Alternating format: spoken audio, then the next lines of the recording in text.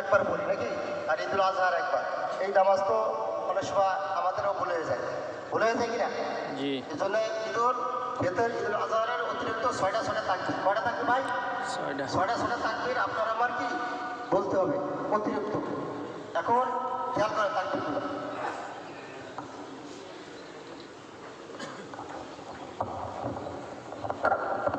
অতিরিক্ত যে 6টা তাকবীর বলবো, ঠিক আছে? প্রথম ইমাম সাহেব আল্লাহু আকবার বলবে, আমরাও কি আল্লাহু আকবার বলে নামাজের নিয়ত বাঁধলাম। নামাজের নিয়ত বাঁধার পর ইমাম সাহেব সানা পড়বে, আমরাও মুসল্লি যারা আছে সানা পড়বো। সানা পড়ার পর, ঠিক আছে, ইমাম সাহেব আবার অতিরিক্ত কি তাকবীর আল্লাহু আকবার। এখন হাত বাঁধবো না, আল্লাহু আকবার বলে হাত ছেড়ে দেবো। ভাই শোনাবেন কিছু তো শোনা যায়, হাত উঁচু করি। আমরা ইমাম সাহেব আল্লাহু আকবার হাত বাঁধবো, এরপরে সানা পড়বো। সানা পড়াবো আর অতিরিক্ত 3টা তাকবীর দেবো। খেয়াল করি, আল্লাহু আকবার, আল্লাহু আকবার, আল্লাহু আকবার বলে হাত বাঁধবে। এবার আপনার আমার কাজটাই ইমাম সাহেবের কাজ, ঠিক আছে? ইমাম সাহেব সূরা কেরাত পড়বে, সূরা কেরাত পড়ার পর রুকুতে গেলাম, রুকুতে যাওয়ার পর সিজদায় গেল।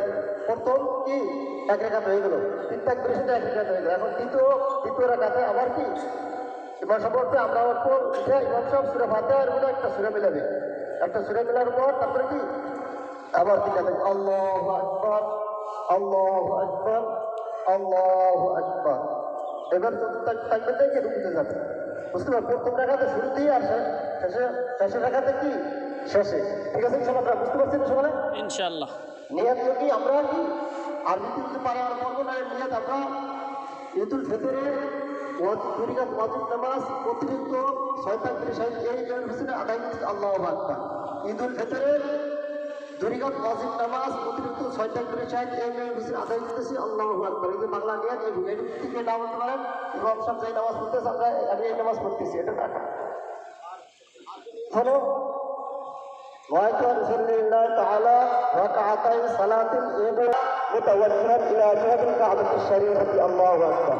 أرجو تسمع سورة وأن يصلي الله تعالى ركعتي صلاة عيد الفطر مع 6 تكبيرات وجه الله تعالى متوجها إلى جهة الكعبة الشريفة الله أكبر. أرجو بانغلاديش